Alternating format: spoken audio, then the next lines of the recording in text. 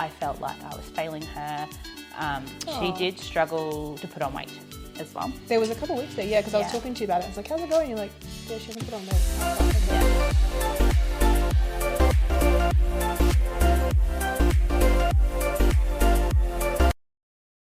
Hello and welcome to another vlog on YouTube and podcast on Spotify and Apple Podcasts by the Fit Minds podcast. Coach Maya Jean and Coach Chloe Jean. Hey! She's back. She's back. Yay. If any mother can ever relate to this stage of having a baby, it's like we disappear into a tunnel for a while. And then we reappear. We just reappear, yeah. It's a magic trick. Surprise! It's the tunnel of despair. I'm still dead, but I'm alive. Slightly more alive. Slightly functioning a little better. But no, seriously, how are you? Yeah, get in there. There's a few reasons why we haven't seen each other. I felt like the worst human being, but we've had back-to-back sickness. Both of us. If we're not sick with daycare sickness, you've got something going on and you guys are sick, and we're like playing this ping pong, but for the first time, neither of us are sick. Neither of our kids are sick. Where's some wood? For the first time, don't say it. For the first 24 hours. Yeah, temporarily. But we're both pretty tired today. It's like a permanent state. Just so you know, mums, it's everybody. We're all, and it doesn't make you feel better, but just so you know, like, no, they're like the odd, baby sleeping through 12 hours. It happened one time. That's why they said it. Yeah. I mean, Eliana's a really good sleeper at night time. Yeah, but that's good. I'm glad. She sleeps, so controversial, but she sleeps on my chest for half of the night. Yeah. Which means... Not controversial. My toddler still sleeps on my chest. So when she... you're asleep, but you're not actually asleep. Like, I feel like you're quite aware and awake when they're on you. But definitely, I reckon for those first few months, like when they're a newborn and obviously like still getting their head control until like side sleeping becomes a thing, right? I remember, the her being on me and just, you can't fall asleep with like a whole human being on you, like or not properly. Well, there's been mornings where Josh will wake up and she's like laying across me. Yes, sideways. I'm like, are you Gucci? Yeah. You wake up and you're like, how did you get there? Yeah. Well, see, we use the owlet sock as well. Nice. So I'm like, if anything was to happen, God forbid, then I would be alerted. You got that backup. Yeah, that's fair. Yes. I actually lie. Lila doesn't sleep on my chest. She sleeps like tucked into my arm. The armpit. Yeah, and then kind of goes like, meh, piss off, and then rolls over and kicks me in the head. Oh. I remember Sienna going through that phase. Sienna now, we can't sleep with Sienna, sleep in the same bed, because she sleeps horizontal. Sideways, yeah. Or like ends up the other way around. Oh. It's always the nights that Lila sleeps through. She sleeps upside down. And I'm like... Just put her to bed upside down. Yeah, I feel like that's just the next logical step, right? Put some pillows there to buffer our heads. Yeah. Yes, anyway, but that's... That's the intro. Yeah, that's the intro, is how sleep is with babies. I also realized too, I don't know whether I told you this, but like, it's like all of our, like, I've got like these close friends, right? I've got like at least 5 close female friends, and we've all had baby girls. We're all going to have baby girls under 2. So there'll be like 5 under 2 in my friendship circle. Help us all. Yeah, I'm like, do I feel happy or sad about this? Like, well, trust me, I wanted a boy. Imagine the birthday parties and stuff. It's just like these 5 screaming little humans just like running around with like, tutus on and... Yeah, waving around, tiaras and small tantrums about... Those clip-clop fucking dress-up heels. Jelly sandals. Yeah, no, but seriously, super grateful, because I'm like, I didn't have to... I realise now that I didn't have to go to a mum's group, because like all my friends have just had babies and they're all girls. So yeah, so good. It's pretty cool. All right, so let's get stuck into today's podcast topic. The very nitty-gritty and controversial topic. I don't want anyone to take this the wrong way before we do the podcast. This is like, the amount of times you say one tiny thing and people go... Just like that. About breastfeeding or children or anything remotely related to pregnancy, all sorts of stuff, We're not fucking experts on breastfeeding, but this is probably more about our perception and experience of breastfeeding our babies, and... we wanted to relate this back to mental and physical health and the impacts on our own health and how the ramifications for just, our well-being as well. So I kind of wanted you to talk about, to start off with, what your breastfeeding journey was like, what you're feeling about it now. It's obviously quite still, raw. And your perspective, I suppose, in relation back to some of the positives you're feeling. Yeah. And maybe some of the hard bits. Yeah, so I've done both. With both Sienna and Ellie, I started breastfeeding, and then circumstances have come up, and it's then led me to formula feeding. With Sienna, I had a really nasty infection, had to go on some really heavy duty antibiotics, and it led us to both have thrush. To any parent breastfeeding mum who had to experience thrush in baby and on nipple, it fucking hurts. And it took a massive toll on my mental health. I was already sort of slipping into the postpartum depression sort of phase, and decided that I was going to formula feed.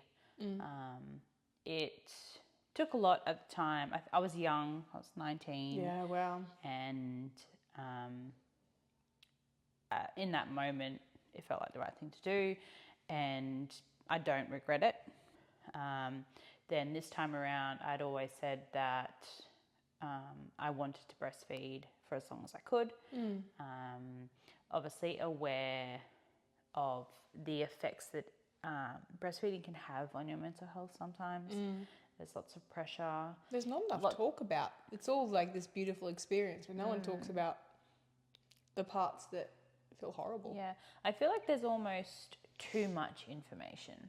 Yeah, 100%. Surrounding breastfeeding, and the do's and don'ts. And I went into breastfeeding Eliana with a really open mind. That's good. I was hopeful that we would have a long journey, because I felt like I knew with Sienna, I never had issues with supply. She always had a really good latch. Like, it wasn't a mechanical error per se, which is a lot of reasons why mothers tend to navigate away from breastfeeding. Tongue ties, all sorts of stuff. Yeah, like with Sienna, it was none of that. It was simply because of the thrush. Part of me wish I'd just stuck with it, but it is what it is. And then obviously we ran into a couple of issues with breastfeeding with Ellie pretty early on, when she was probably like 2 weeks old, where she broke out in massive hives. Wild. And really irritable, really gassy, lots and lots of pain, lots and lots of screaming. And I thought originally, it's a latch issue. I took her to a lactation consultant, and they had suggested that she had a cow's milk protein allergy. Intolerance, yeah. Or allergy. Or intolerance. We're not quite sure. And I was like, easy done. And she said for me to trial cutting out eggs, dairy, soy. Yeah. Eggs, dairy, and soy. I think that was it. I think there was even at one point, because then we were like, okay, let's do a plant-based protein powder, and even that was a problem. So the pea protein made her gut really inflamed. So I was trialing that, and I was finding that it wasn't necessarily really helping. Yeah. She was still very irritable, very cranky. I trialed all the different things, all the different feeding positions, reached out to, I don't know if you're a new mum to be or a fresh new mum, there's a line called the Australian Breastfeeding Association, and they are available 24/7. I reached out to them a lot of the time. On countless occasions, had a lactation consultant, a board-certified lactation consultant, took her to chiropractic, did the probiotics, did everything. And she was still really, really cranky. And then we obviously then had the issues with the laryngomalacia as well. So we had a really scary episode when she was, oh gosh, it all feels like a blur. It's a couple of weeks, I'm pretty sure. Like Yeah. it wasn't long after finding out. Yeah, But I think she was maybe like 3 or 4 weeks. Yeah. Where she was feeding and choked really bad, and then started screaming and turned blue. And obviously ambulances were called and things like that. And So scary. That's when we obviously found out about the laryngomalacia, and then from that point on, she was choking on feeds no matter what position I put her in. Really, really irritable. It was just this big, like, whirlwind of, like, so many things going against me. It was all consuming. Yeah, and I cried every day. Yeah. More than once. Oh. And I felt like I was failing her. She did struggle to put on weight as well. There was a couple of weeks there, yeah, because I was Yeah. talking to you about it. I was like, how's it going? You're like, yeah, she hasn't put on weight. I was like, oh, fuck, okay. Yeah. So she was struggling to put on weight because with babies with laryngomalacia, they work really hard to breathe sometimes. Right, yeah. So they actually burn more calories. More calories, yep. And then she had another flare. I remember this was my final point where I was like, no, I can't fucking do this anymore.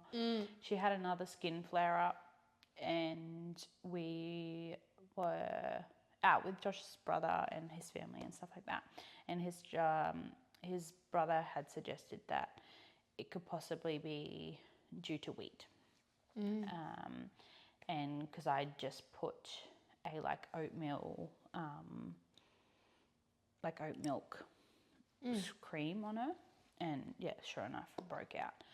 And I was like, I cannot cut any more food. Because that could even mean grains as well, like, you know, Who rice, knows? We're not going oats. to know until we start food. But yeah, you end up on nothing. Like, you can't eat anything. And I dropped 5 kilos in 2 weeks because I was just like, Not a fun way to diet.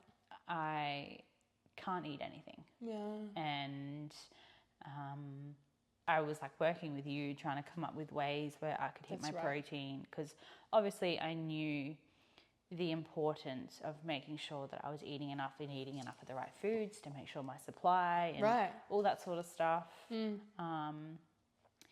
And yeah, and then Josh and I sort of sat down. We had a really big conversation. There'd been a couple of times prior to this where I was like, no, fuck this. We're going to put her on formula. I can't do this anymore. And then the mum guilt would creep in. And then I was like, no, it's fine. We'll push for another day. We'll push for another day. Right. And yeah. then I think this was sort of the final breaking point for me, where I was like, I'm slipping. Yeah. You know, I'm slipping down this path where I'm crying every day. I feel so shit in myself. I feel like I want to crawl up into a ball and not come Disappear. out. Yeah, disappear. And Josh noticed that too. Because I said to him, we'd had a big conversation prior to me having Ellie, and I said, I need you to sort of look out for these things. Yes. 'Cause I remember doing the same thing. Please Yeah. look out for them, because when you're in it, you can't look after yeah. yourself. And he'd said to me, he's like, babe, I cannot, he's like, you are struggling so much. And yeah, that was the moment for me where we put her on formula. And I just remember sobbing, being like, I feel like, and it's shit, because as mums, we feel like we've, I know I've had conversations with other mums that That's have gone right. to formula, and we feel like we failed. And when I look at it, so my eldest sister, so I was for swooping her in here, she formula fed from the get-go. Yeah. Because- It's crazy, right? The amount of people who are just like, I'm not going down that path. And she almost gave me, I didn't even have to have a conversation with her, but knowing in my mind that that's what she had done, it made me feel so much better about my decisions. And then I started reflecting on it, and I was like, like, and then Ellie started to put on weight, and I started being able to get out and about, go to the gym, you know, like having, like, I'm not saying formula feeding allows more flexibility, because it was like we went to the farm the other day and I said to Mariah, because Ellie was hungry and it meant stopping and doing the bottle and all this sort of stuff, and I said, gosh, it would be so much easier to just whip out a boob. You know, and I feel like there's so many pros and cons to both. Yeah. But yeah, so there's been multiple occasions where I've been like, I wonder how, like, what it would take to relactate, like, just to be able Tempting to yourself, get that connection and all that sort of stuff. And then you sort of go, nah, I'm not going to do that. Like, I can't do that. Like, that's going to take a lot. And we romanticize with this idea, and it's actually really understandable for you to have those feelings, because, like, it's your natural maternal instinct, right? To just like, okay, no, and there's also the comparison thing too, where we're like, I should be doing what that mum's doing, and look at her. Because it was like, I look at you and your journey. Duh. Yeah, and it's like she overcame, I'll let you obviously delve into it, but like you overcame so much, and then like this is no wrongdoing of you at all, but then you go, what if I just push through? You know, and because I'd spoken to a couple of mums who were also breastfeeding, and they were like, it gets better, it gets better, it gets better. I'll tell you why it gets better, and it's nothing to do with anything you actually have control over. Nothing. Yeah. So it's like you sort of then reflect on it and go, shit, did I give up too early? You know, like if I'd pushed through an extra week and an extra week and an extra week, would she Your brain does backflips. Yeah. Yeah. Yeah, I remember those feelings. Yeah. First of all, I want to say well done. Thank you. On, it's not even getting as far as you did, because I think sometimes we, like with breastfeeding, even reflecting, as you said, like I reflect back now, and it's like this imaginary competition we've got going in our heads with ourselves. Yeah. Like where we're like, oh, you know, like running a marathon. Like I can just keep going to the finish line. It's like, but the finish line is your finish line. You don't, you know what I mean? Like, and there are mums who breastfed till their kids are 6. It's like, we aren't, well, exactly, right? Like, but we aren't looking at those people going, oh, that's my goal. It might be, right? If that's okay, if it's your thing. Yeah. I've even had people make comments, because obviously I'm still breastfeeding now, where, you know, people, I actually breastfeed in private. Like it's mornings and evenings. So no one, when we're out in public, like, unless Lila's like, Baby. Yeah, booby, or boo-boo. I had this weird goal in my mind of wanting to get to a point where she could say booby and like ask for it. And now she calls it boo-boo and not booby. She does say booby, but it's easy to say boo-boo. Yeah. And now it's kind of like, oh, like I'm there and I'm like, oh, it's nice, but it's kind of like, you know, she'll point to herself and go boo-boo, and she'll point to Alex and go boo-boo. So like she thinks everyone has boo-boo. Yeah. Even Kenzie was here last night and she was like, boo-boo? And I was like, oh, so it's special. She doesn't resemble that to no, like you. it's not just me. It's like everyone has boo-boo. Yeah. And so it's like, oh, okay. Like I realized that it wasn't actually this like, individual thing. Yeah. Well done, honestly, Chloe, because we had very different struggles. Like it's so interesting how polarizing our struggles were, like, but it doesn't make them any less important or valid, because everyone's experiences are very different. And I think people assumed, because I probably only put a lot of positive stuff up on my socials, you saw me at my worst. I was fucked. Like I was fucked. Like I'm talking, breastfeeding is still to this day the hardest thing that I've ever done with my life, like to the point where like my mental health was in a gutter. Well, I remember when I first met you, you were like, I never cry, I never do this. No, it fucked me up. And then like you were broken. Yeah, I was in, like, you remember the day, I think you remember it, where I was in my room the entire day trying to get Lila to latch. And she was around that 3.5 month where they do the breast rejection because they like want to feed quickly. And I had no idea about it. So I was just kind of thrown into it. And I had to Google all this, like, it's called a breastfeeding crisis. Some babies go through it, some don't. But basically they feed faster, they finish the feed faster, and they get frustrated if they don't get let down straight away. See, I never had an issue with letdown. Yeah, well, exactly. And it's like, because for some mums, letdown stops happening or doesn't stop happening, and it becomes, there's a point where, and it's different. This is the thing, I found this so fascinating. It's different for every mother as to when this changes over. So in the initial stages, neither did I. Letdown was just happening like this. I'd be in the gym and I'd be like, oh, leaking again. Like, my boobs would fill up. Yes. Constantly. It was like lots of milkies. Yeah. I would have leftovers where she wouldn't finish, so I would pump it out. So like, I was led into breastfeeding with this idea of that I would have a great supply. Yeah. You know, I eat enough food. she was gaining weight. Yeah. She gained back all her birth weight. Yeah. She latched on the table after my directly from the C-section, went straight on the titty and was just like latched well. The main complication I had at the start with Lila was positioning, because the seat, like, I couldn't move. Yeah. And I still remember feeling so fearful because she kept slipping and I couldn't physically lift myself up. So it was my shoulder and my neck, and like everything was just so painful because I couldn't get her into the position. I couldn't physically support her.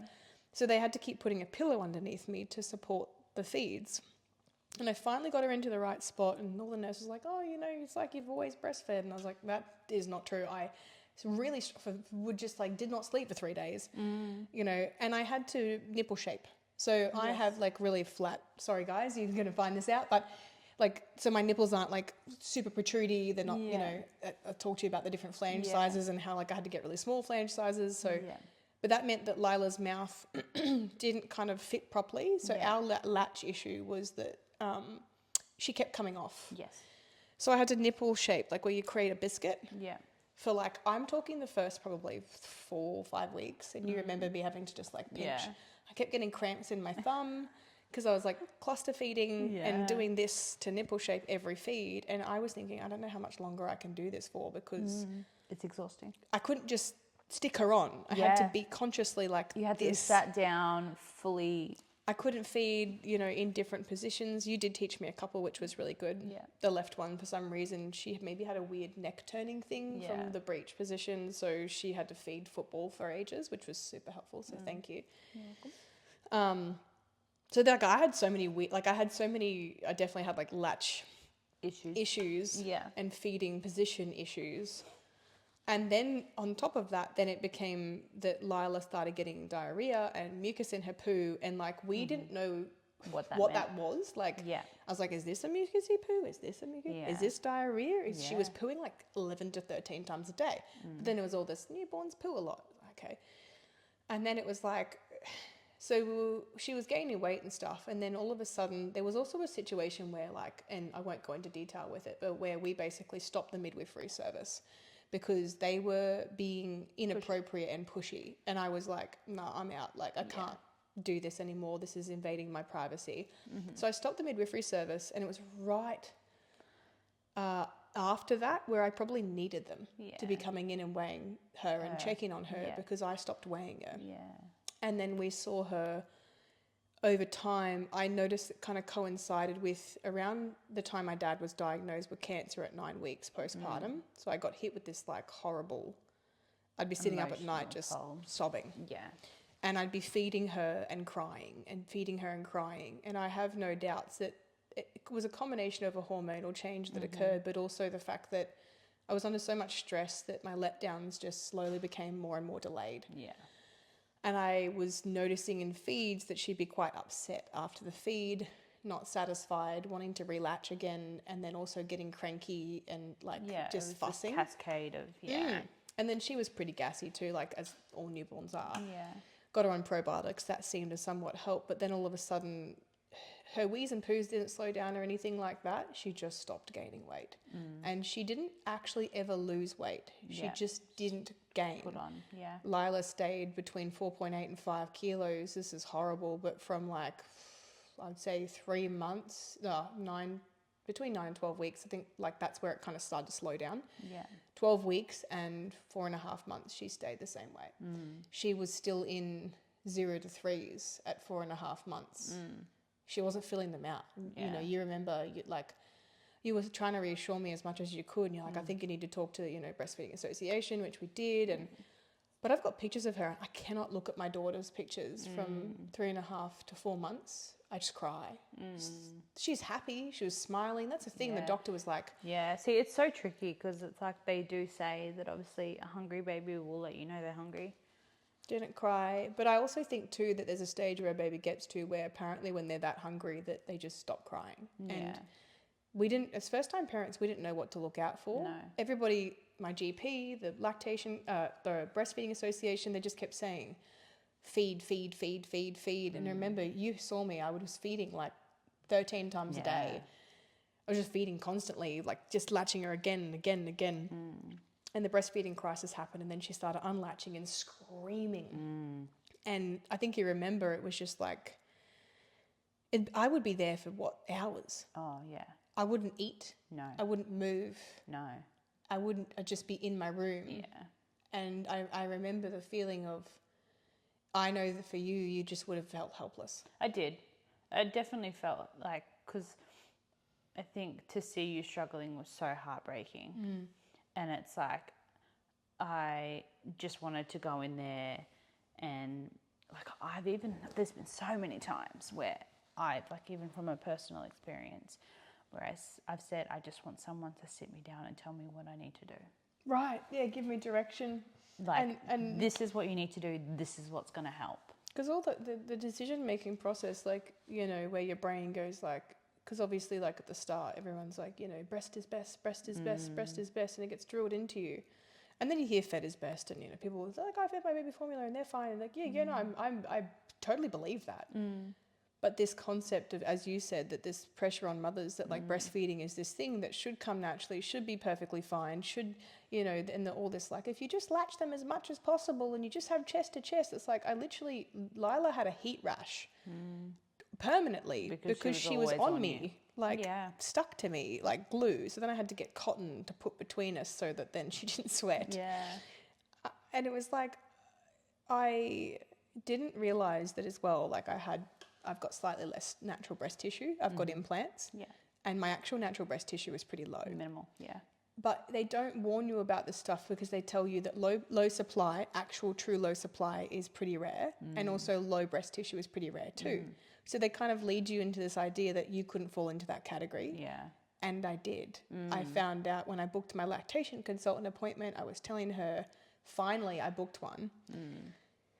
And because I would booked in with my GP and I told her, hey, like my daughter's now in the 3rd centile and she went from like the 50th to the 3rd in a matter of like 6-7 weeks or whatever.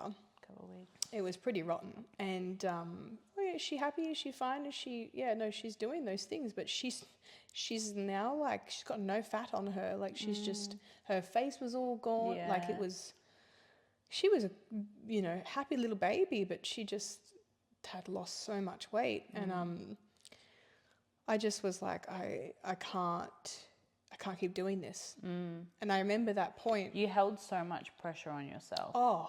Like it was ridiculous. I think I've said to you like a couple of times, like, it's okay. Yeah, you don't have to keep doing this. Yeah. And I genuinely, as I said to you before this podcast, I actually regret not stopping. Does that make sense? As in like, I regret persevering with breastfeeding. Not necessarily like, at all, as in like in that moment, right? And I started combo feeding at 4.5 months, and that felt like failure. Like I was like gutted. The first bottle that Alex gave to her, like I let him give her the bottle. She took to the formula like it was like she guzzled it. Like that baby was like gimme. And she was full and satisfied and happy and her cheeks started to fill out. Like when you listen to this podcast, if you can relate to this, mums, if you've ever been in a position that I was in, there was like that 24, 48 hours where I was like this heart-wrenching, like I can't do this exclusive breastfeeding. Yeah. I feel like a failure, all projected onto myself. Not my perception of other women who formula feed. On yourself. Me, the way I thought about me and my personal ability and my body. What is wrong with me? What happened to my body where it couldn't do this or couldn't do that, and then just kind of being sad about Dad's cancer and thinking, fuck, like, maybe if this hadn't happened or this hadn't happened or this hadn't happened. You start to find things to blame. To look for. Yeah, to reach out to. Right. Yeah. And it got to a point where like I wasn't, around the time where we were having the struggles, I was barely training. I wasn't going out for walks. I wasn't leaving my house. I was an anxious mess. I wasn't showering. Never left your house. Never left. I was like a fucking hermit. Yeah. Like, and you were like, why don't you get out for a walk? And my brain was like, no, because Lila might need a feed, and that means we have to stay home. And it's like, I definitely relate to the whole, like, it would be easier to whip out a boob. But see, the thing is, I had anxiety about leaving the house because I was so scared that if Lila needed a feed, that she wouldn't latch, or I wouldn't get a letdown. Positional issues, I wouldn't get a letdown, she wouldn't latch, and she would fuss and scream. Yeah. And I was so deathly afraid of that. So breastfeeding in public for me was hard. It was hard. It did happen. Yeah, I remember when we were at a couple of doctor's appointments and things like that. I'd get heart palpitations and start panicking, knowing that it may not work. Yeah. And then I would whisper to you and I go, I got a letdown, and you'd go, okay, cool, that's good. And it was like I'd have to breathe. Yeah. Well, you found the classical music. Yeah. Classical music helped. Breathing, thinking about calm things, staring at photos of my baby that weren't her being upset. So I'd have to like remove myself from the negativity. Yeah. Because in the moment when your baby is screaming, like, I'm sorry, but one of the last things you're thinking about is what a sweet little human being. Oh, trust me. You're just like, please stop screaming. What do you want? Yeah, like, oh my God, like it's the overstimulation which then stresses you, and then your letdown doesn't happen, So this is all stuff I didn't know about. I did have mastitis in the first couple of weeks as well, so it's not just as simple as pump as much as possible and feed as much as possible, because then that also leads to mastitis. Oversupply. Right. Yeah. So, and the mastitis was difficult to overcome because it took like a whole week for that pain to start to go away, and, icing my boobs and whatever. But it's like, even now being a low supply mum, I am incredibly, incredibly grateful that we're still doing little feeds. Yeah. Grateful. Do I think that it's necessary? No. Am I doing it because I can and there's still something there and like Lila likes it? Yes. Yeah. Is it for comfort? 100% it's only for comfort. It is absolutely not for nutrients. Yes, they make all these articles about, breast milk matures as time goes on. Bro, I'm literally producing the smallest amount of milk. Like it. Yeah, it's a comfort thing. She's getting a lot from her food. I'm not going to lie. Yeah. I would say that the thing that I know you said, does it get easier? Yeah. When solids are introduced. Solids for me was where the veil was unlifted. My postpartum depression and anxiety completely lifted after solids. Yeah. Not completely, like it's still, Lila sleeps like shit, just so you know. She's a horrible sleeper. Yeah. Not her fault. Solids alleviated breastfeeding pressure from me, not immediately. Yeah. We started them at 5 months. We were like, when can we do this? And we had to wait for her to be able to sit up. Yeah. Her sitting up was slightly delayed because of the lack of nutrients. She wasn't fully delayed, like obviously sitting up. I think they could, so like 7 months or not 10 months or something. You got ages. Crazy, but she was, all of her milestones were at the earlier end. And so this one was a bit delayed. Behind. Yeah. Behind for her, if that makes sense. Yeah, not delayed on on the big scheme of things. And even then, like people talk about different babies do things at different paces, and it's a matter of a month or two. Like in the big scheme of things, people learn how to do things at different timelines all the time. Exactly right. Anyway, so we had to wait for that. Solids got introduced. Lila took to solids like a fish to water. Loved her food. Yeah, loved her, still does. She's a food baby. And more. Every 2 seconds this kid wants food.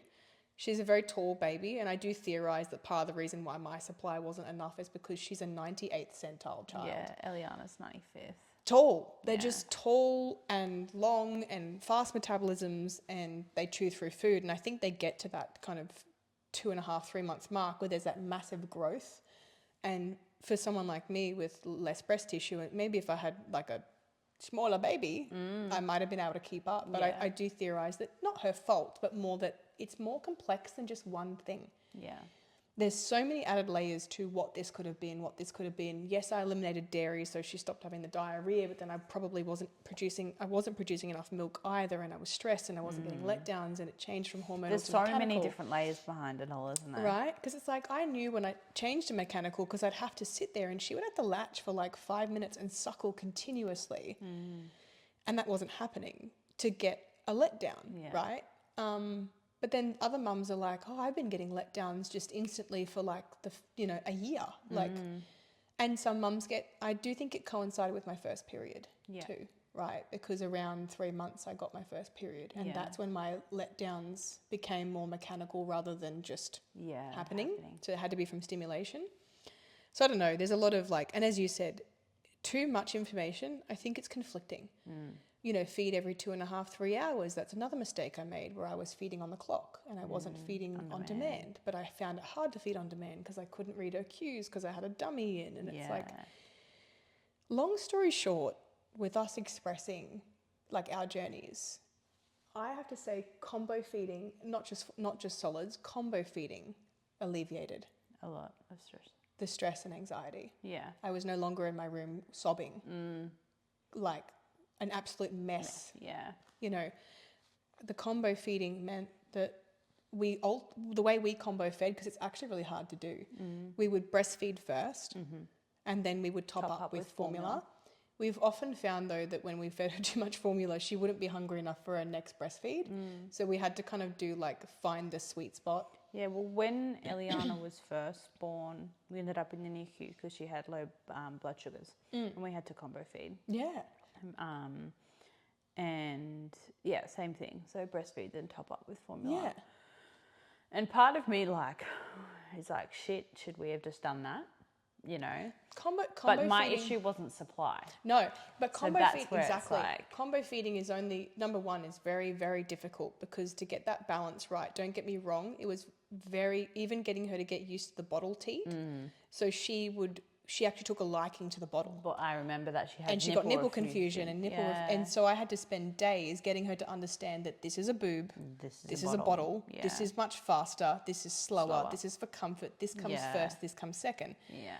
And that's where I'm saying, like, I was on the edge of even then with the combo feeding, quitting breastfeeding. Yeah. And I, again, probably should have, because Lila was one of those babies that preferred bottle, preferred that. But some babies they don't care. They will have both and they won't refuse breast. Yeah, see, that's where we were lucky. I just got constant breast refusal from Lila. Lila was like, just if she would find any reason to refuse my breast, she would. And we would go through the same cycle every few weeks, just, no, I don't want boob, no, I don't want boob, no, I want something else. And so we'd spend another 24 hours bringing her back to the breast and taking the bottle away. And it felt like Groundhog Day. Like, it was like, when are you going to take bottle and breast? Yeah. And it finally happened one day and she accepted both and we found the balance. Do I think it was worth the absolute shit fight to get there? Like, looking back now, absolutely not. Yeah.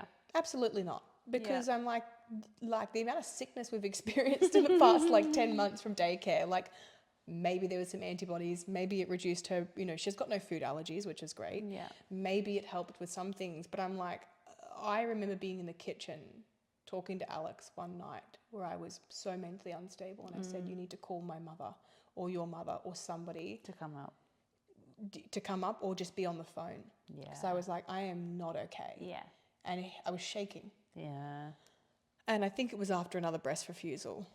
And because my brain kept, every time I got refused, you imagine your brain is expecting an oxytocin and drop. And I would just go and plummet because I'd be ready for the oxytocin and it wouldn't come. Well, see, that's the thing as well. When you go cold turkey off breastfeeding, you have a massive plummet in hormones. Because I remember talking to you.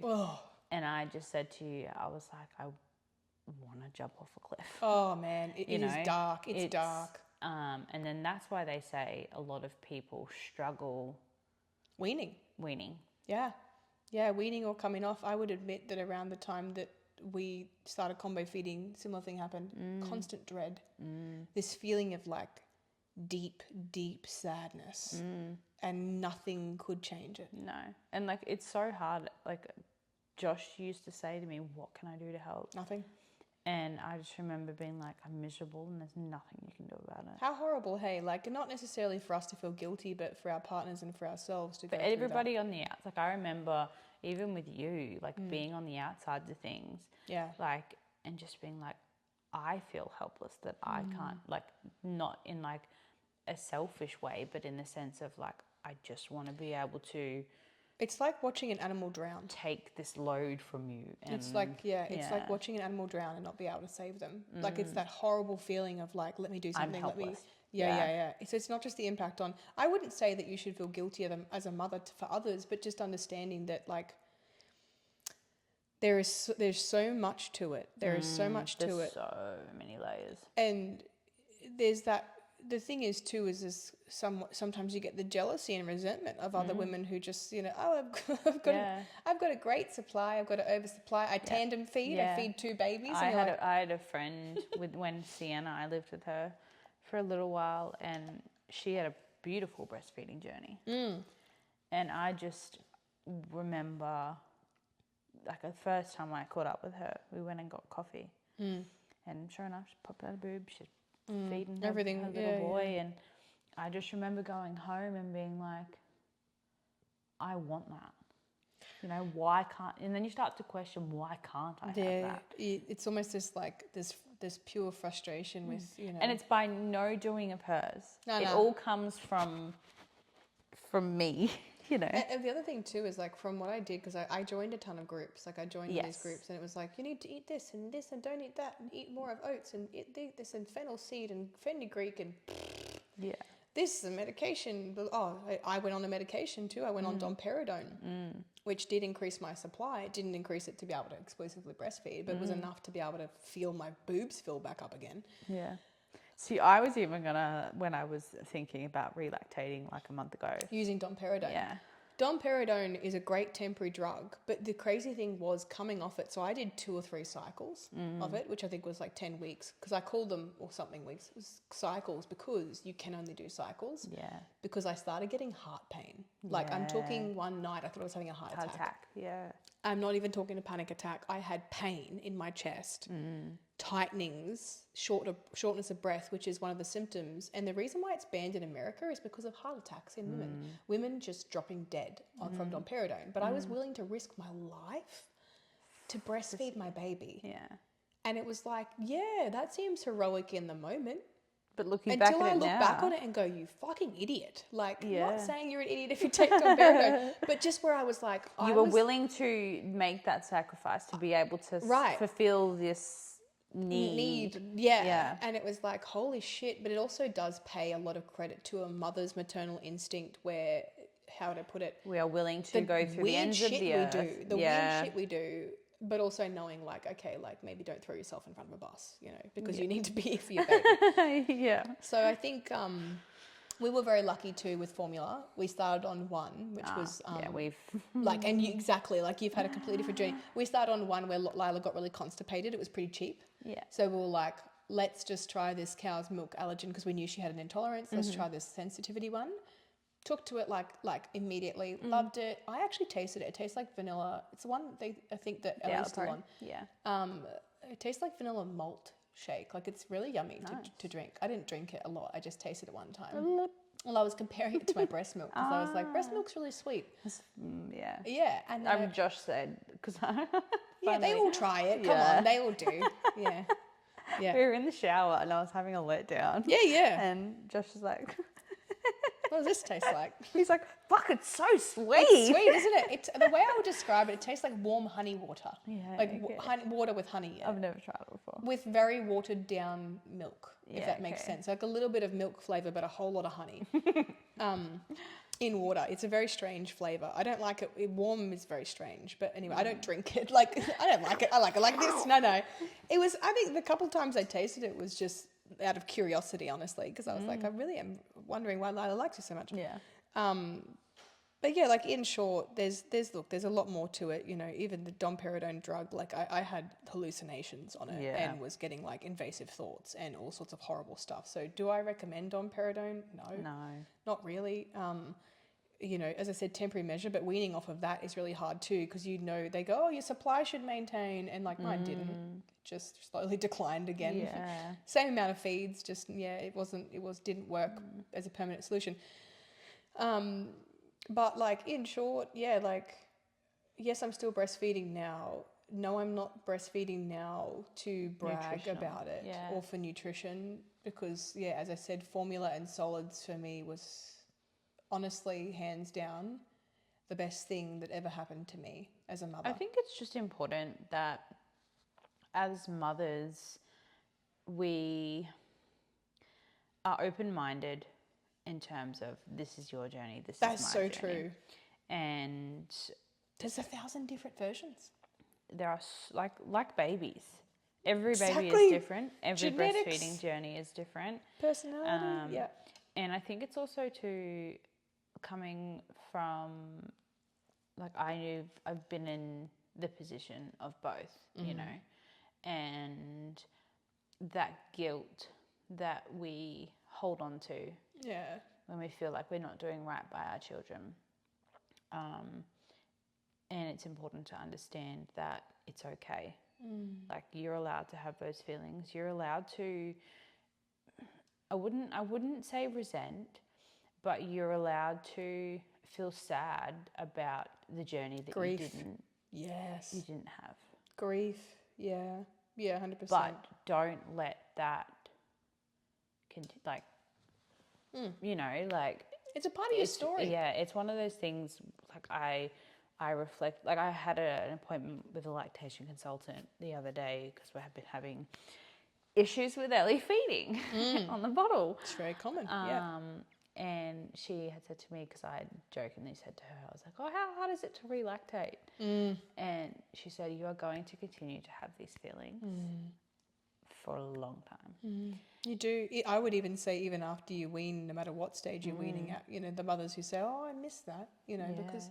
Well, part of me, like, as fucking wild as this is to say, part of me's like, let's have another baby so I can do it over again.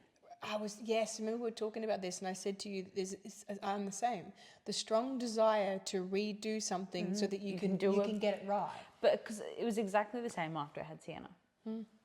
You know, and then I look at my journey with Ellie and I'm like, I'd always said that I wanted to get further along than I did with Sienna. You did. And I did. You did. And it's like, why do we hold on to this perfect ideology of what our journeys need to be when in reality, so true, making it through a day where your baby's fed, right? Your mental sanity is somewhat intact, because anyone who says that they're completely sane as a mother is lying. We're batshit We're all a crazy. bit delulu. Yeah. You know, I think it's really important to protect your mental health, because a mother who is mentally okay is more inclined to help do what's best by their baby. Oh, absolutely. If you are completely consumed by stressed, anxious, depressed, lashing out, sleep deprived, on edge, do you know what I mean? Like, the worst things happen, and heaven forbid, with children and with families when a mother is not well supported but also is not able to look after herself.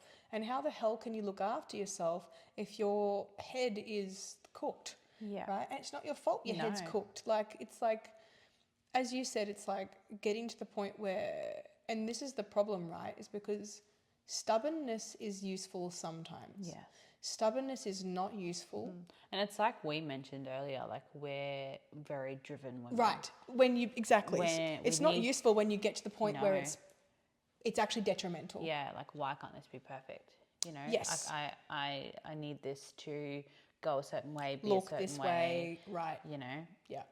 It didn't go the way that I was planning, and so therefore it's a failure. Yeah, I need to start new, Yeah. right?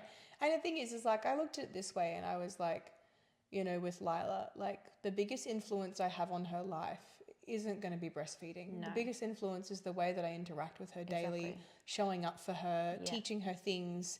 She's learning new words, you know, and in general, like, her future, like going to showing I think up at for the her end of school the stuff. day, like, what child is going to go, oh, you're breastfed, I'm formula fed. Yeah. You know, like, Yeah. oh, you were breastfed? Well, oh, I was, like, No one cares. that irrelevant.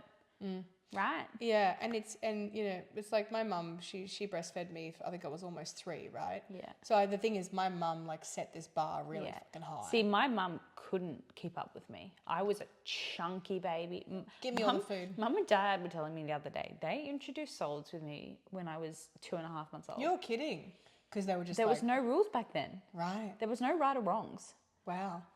If only, right? I know. Here I was like trying to friggin', instead of, what was I doing at one point? I think I was syringe feeding her milk because I couldn't give her a bottle yet. Oh, wild. And that's the thing, like, yes, back then, my brother as well, like my mum actually had a very similar experience to me for her first pregnancy. She had a breech baby, my brother, C-section. And she had to combo feed because she had low supply with him. But they didn't call it combo feeding, they called it supplementary feeding. Yeah, supplement feeding, yeah. And they fed him goat's milk, which is obviously a big no-no these days. Goat's milk formula is fine, but pure goat's milk, you're not meant to because it's not pasteurized or so on. Yeah, right. So it's not, you can't give them like just goat's milk. You could do goat's milk formula. Yeah. Because it's been whatever. Yeah. But yeah, and they also, apparently they did like wet nursing when they went to Papua New Guinea. So there was a lady there that breastfed for my mum. Like it was just that's big in those sorts of cultures. 80s and 90s too. Like there was a lot of alternate type of stuff then. So it's like, it's crazy to look back and go like, this happened. But yeah, my mum set this bar really high. So I was like, I need to breastfeed for as long as my mum breastfed me. And then I realized my mum wasn't running a full-time business at the same time as breastfeeding. Like if you remember doing client check-ins, guys, like I had Lila breastfeeding while I was working.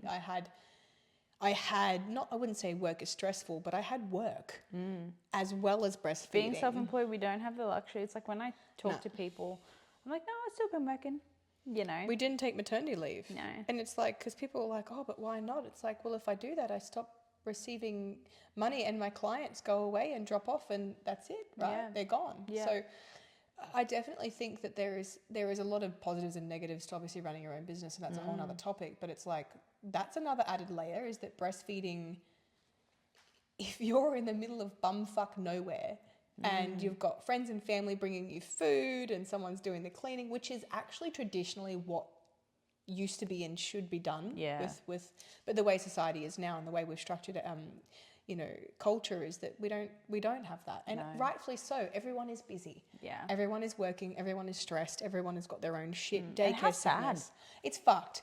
Honestly, I would love to go back to living in a hippie commune where we all supply food for one another and someone has a baby and we completely nurture the mother, and that is the role of the village, because it's beautiful. It's a beautiful thing to be completely doted over, and then you can relax. Then you can just breastfeed your baby. Then you can not have to think about bills and this and the chores and the in a very peachy world. And there are people I do know. There's actually a girl I know on the Sunshine Coast. I'm sure she has had her struggles, but she's had both of her babies. She's not worked the entire time. They have a very humble life. Yeah, they live. You guys probably know who I'm talking about. They live in a bus out on a property. Oh, wow. And she looks like that she just is really enjoying being a mama. And yeah, friends, their community, they bring, I think they do nudist stuff too, which is really cool, but it's all very like, maternal and her friends bring her meals and it's just so wholesome. And I'm like, oh, wouldn't that be fucking awesome? But it's like, that's not the way some of our lives are structured. Yeah. And that's okay. Yeah. It all looks different. Yeah. It all looks so different. There's no black and white. No. There's black, white, blue, purple, orange. When I saw you with Ella the other day, I was like, oh man, that's so beautiful. You're such a good mom. Oh, thanks. You really are. Like even when you're with Lila, you're such a maternal, caring, patient person. I've always been that way. You really are. So yeah, it's I guess a reassurance podcast. Yeah, that it's okay. Every journey is different. And we tie it back to the idea that we were meant to do this in the podcast, but like if it was getting in the way of, or it is getting in the way of, not to the point where it's like you feel like it's an inconvenience, but like I wasn't training, I wasn't eating well. Like if you're not able to, even with your support networks, nurture yourself while breastfeeding, of course that would feel painful and be like, I wish I had more support, or this happened or this happened. But it's also like, if that then means that if you're making this decision and you get to go and exercise, or you get to, we're not encouraging stopping breastfeeding for that reason, But I could go to the gym for longer than 20 minutes, half an hour, and I could finally exercise and I could finally eat a broader spectrum of that foods. was the best thing. I put on those 5 kilos like that. But it's like, you know, it's like you weren't miserable then No. in a position where you were eating next to nothing because you had to eliminate all these food groups. Yeah. So that's why, like I was saying before, I think it's important to weigh up the pros and cons with your mental health being top priority. right. Even get a piece of paper. Like Literally write it down. yeah, pros, cons. And don't put in the pros what other people think. Yeah. Because that's not a pro. Like No. what someone else thinks of your breastfeeding journey is irrelevant. No. Right? Like even what we think is irrelevant. It's not about what we think. Don't actually listen to this. Don't take anything. Yeah, no. It's not even an advice podcast. No, Hey, it's more just reflection and experience. Yeah. But you know what? Whether it's breastfeeding or not breastfeeding, it does get easier. I'll tell you because I'm on the other side, mostly. And Chloe will be there too eventually. Well, I am with Sienna. Yeah, exactly. I am with Sienna, it's but that transition. Yeah. And it slowly happens. You slowly get your pink back, and then you lose a couple more feathers, and then you get your pink back again, and a couple more feathers. But when there's no denying we're fucking tired though. that stays actually. I forgot to mention that never goes. There's coffee there. There's coffee over there. We're not living off coffee. We do have water. No, I don't have water. Mine's in the car. Naughty. I told you. How much water have you had today? I'm not going to say. Oh. I've had a sniff of water. Well, no, I've had water in my coffee. Does that count? Absolutely. Here we are talking about water intake, Chloe. No. Do what I say, not what I do. No, we do no. play catch-ups though. I'll often go and just scull my water bottle in the afternoon. I just aim for 2 of these, and this is a 1.8. Oh, sorry, 1.1. 1.18. Sorry, 2 to 3 of these then, because I was wondering why I was drinking 3 of these a day, thinking I was drinking too much. Anyway, that's it from us, really. Nothing else to say. We have no advice with breastfeeding and how to improve your supply and all that type of stuff. Because to be completely honest, like we're the wrong people to talk to about it. I had a low supply. I'm not the person.